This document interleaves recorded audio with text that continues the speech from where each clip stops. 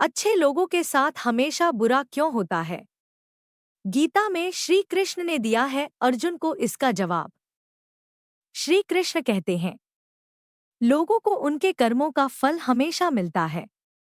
आपने महसूस किया होगा कि जो लोग अच्छे कर्म करते हैं, वो परेशान रहते हैं, वहीं जो बुरे कर्म करते हैं, वो खुशी से रह रहे होते हैं।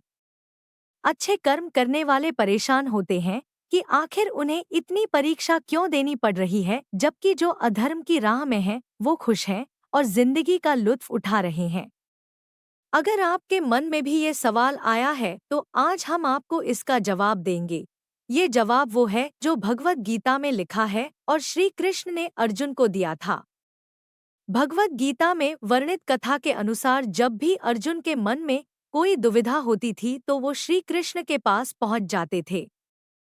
एक बार की बात है, अर्जुन भगवान श्री कृष्ण के समीप आकर कहा कि वो दुविधा में है और इसका जवाब वो श्री कृष्ण से चाहते हैं। श्री कृष्ण ने पूछा कि क्या सवाल है? अर्जुन ने कहा, मुझे ये जानना है कि अच्छे लोगों के साथ हमेशा बुरा ही क्यों होता है, वहीं बुरे लोग खुशहाल दिखते हैं। अर्जुन के मुंह से ऐसी बातें सुनकर श्री कृष्ण मुस्कुराए और कहा, मनुष्य जैसा सोचता है और महसूस करता है वैसा कुछ नहीं होता है, बल्कि अज्ञानता की वजह से वो सच्चाई नहीं समझ पाता है। अर्जुन उनकी ये बात समझ नहीं पाए। इसके बाद श्री कृष्ण ने क्या कहा वो जानते हैं। श्री कृष्ण ने अर्जुन से कहा, पार्थ मैं तुम्हें एक कथा सुनाता हूँ। उसे सुनकर तुम समझ जाओगे कि हर प्राणी को उसके कर्म के हिसाब से ही फल मिलता है। प्रकृति हर किसी को अपनी राह चुनने का मौका देती है।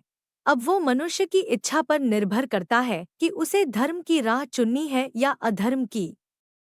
कथा शुरू करते हुए श्री कृष्ण ने कहा, एक नगर में दो पुरुष रहा करते थे।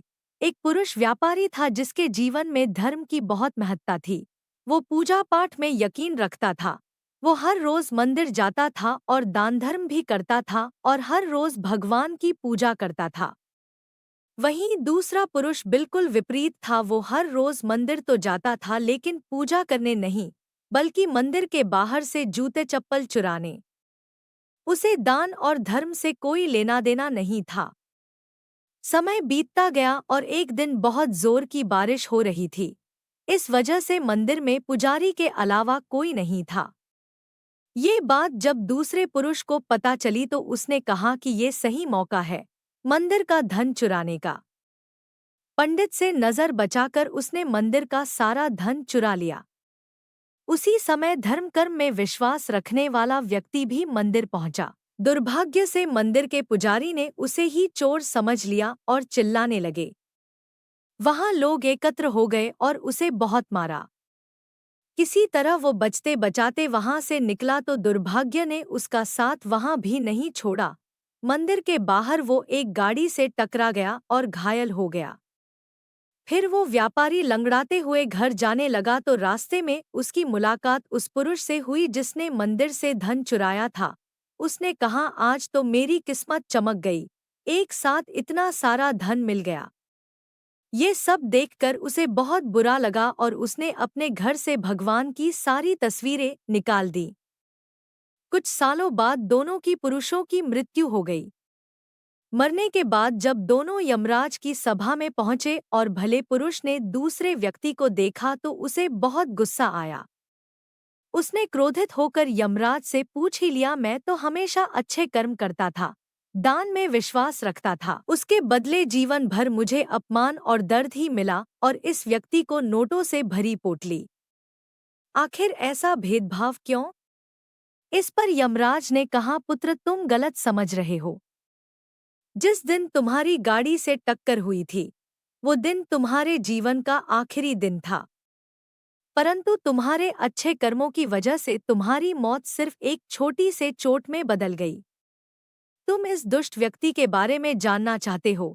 दरअसल इसके भाग्य में राजयोग था, मगर इसके कुकर्मों और अधर्म की वजह से वो सिर्फ एक छोटी सी धन की पोटली में बदल गया। कथा सुनाने के बाद श्री कृष्ण अर्जुन से कहते हैं, पार्थ क्या अब तुम्हें तुम्हारे सवाल का जवाब मिल गया?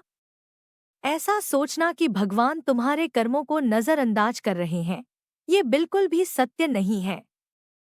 भगवान हमें कब क्या किस रूप में दे रहा है मनुष्य को समझ में नहीं आता है, मगर आप अच्छे कर्म करते रहें तो भगवान की कृपा हमेशा बनी रहती है। इसलिए अपने अच्छे कर्मों को बदलना नहीं चाहिए, क्योंकि उसका फल हमें इसी जीवन में मिलता है। इसलिए मनुष्य का फर्ज है कि वो हमेशा अच्छे कर्म करते रहें, क्योंकि श्री कृष्ण ने गीता में भी बताया है कि किसी के द्वारा किया गया कर्म बेकार नहीं जाता है, चाहे वो अच्छा हो या बुरा।